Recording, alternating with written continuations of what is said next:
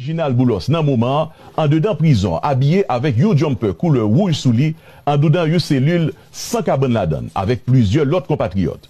Reginald Boulos arrivé dans le centre de détention ça, hier 18 juillet, après qu'il était transféré, sorti dans un autre centre de détention, qui relait Crocodile Alcatraz, toujours dans l'État Floride là.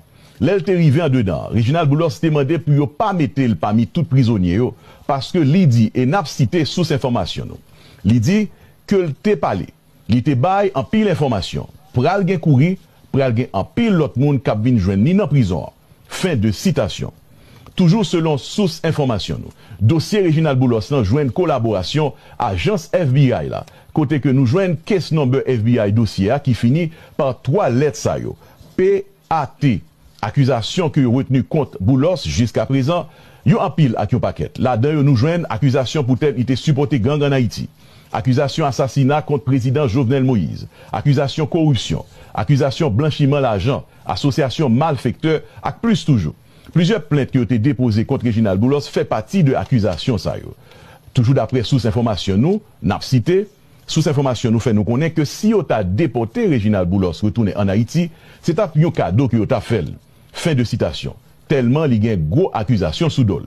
Avocat M. Boulos a fait tentative, puis est-ce que t'a la gueule sous caution. Yo pas d'accord. Ça y est les bandes TD9 jusqu'à présent parcours gen procédure en cours puis yo connaît qui ça yo pral faire avec monsieur Reginald Boulos. Pour statut légal monsieur Reginald Boulos ici aux États-Unis, t'a semblé que t'a gagné un statut TPS. Il t'a essayé ajuster ta statut ça. T'a semblé tout que quelques années de ça dans le passé, il te remettre nationalité américaine pour te reprendre nationalité haïtienne. C'est dernière actualité, dernière mise à jour, dernière information, dernier breaking news que nous avons sous cas arrestation Hugo Chabrak, businessman haïtien qui est Pierre Reginald Boulos. Nous suivons l'actualité ça de près pour vous. Et là nous avons l'autre détail qui a certainement ressurgi dans cas ça, dans l'information ça, nous retourner pour le barreau.